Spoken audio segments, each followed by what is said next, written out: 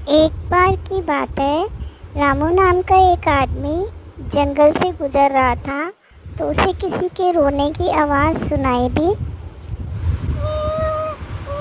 जब वो उस आवाज़ के पास गया तो उसने देखा एक नेवले का बच्चा अपनी माँ के पास बैठा रो रहा था। तो उसने देखा कि उसकी माँ मर चुकी थी, तो उसे उस पर दया आ गई। तो उसने उसे उठा लिया और अपने घर में ले आया और अपनी पत्नी को देते हुए बोला, भाग्यवान, इसको मैं उठा लाया हूँ। इसको अब हम पालेंगे। इसकी माँ मर चुकी है। हाँ ठीक है, इसे मुझे दे दो। उनका भी एक बच्चा था, तो वो उसके साथ उसे पालने के लिए तैयार हो गई। ये कितना अच्छा बच्चा है, इसके साथ तुम खेलो और मैं अभी आती हूँ। नेवले का बच्चा और उनका अपना बच्चा दोनों भाइयों की तरह आपस में खेलकर बड़े होने लगे। लेकिन नेवले का बच्चा जल्दी बड़ा हो गया और उसके बड़े बड़े दांत और पंजे आ गए।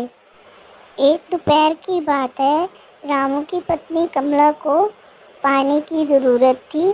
तो उसने देखा कि उसका बच्चा और नेवला आराम से सो रहे हैं, तो वो उनको ऐसे ही सोता हुआ छोड़कर जल्दी जल्दी पानी लेने चली गई ताकि वो उनके सोते सोते वापस आ जाए। लेकिन उसके जाते ही थोड़ी ही देर बाद नेवले की किसी आहट से आँख खुली, तो उसने देखा कि एक बहुत बड़ा कोबरा सांप सामने है। तो उसने बहुत बहादुरी से उसके साथ लड़ाई की और उसमें उसे मार डाला। तभी नेवले ने रामू की पत्नी की आने की आवाज़ सुनी और वो भागा भागा उसके पास ये बताने जा रहा था कि उसने किस तरह से अपने छोटे भाई की जान बचाई है। लेकिन उसकी पत्नी ने जब ये देखा कि वो खून से लथपथ है, तो उसने सोचा कि उसने उसके बच्चे को मार डाला है। इस बात से दुखी होकर उसके हाथ में जो पानी का घड़ा था, उसने उसको उससे दे मारा और वो वहीं पर ही मर गया। उसके बाद रामू की पत्नी जल्दी जल्दी अंदर गई अपने बच्चे को देखने के लिए।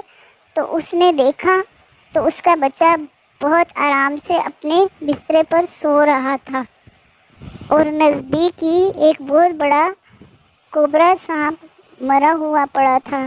तो उसे ये बात समझ आ गई कि नेवले ने सांप के साथ लड़ाई करके उसे मार दिया है और उसे इस बात का बहुत ही दुख हुआ कि उसने एक बेकसूर जानवर को मार दिया है, जिसने अपनी जान पर खेलकर उसके बच्चे की जान बचाई।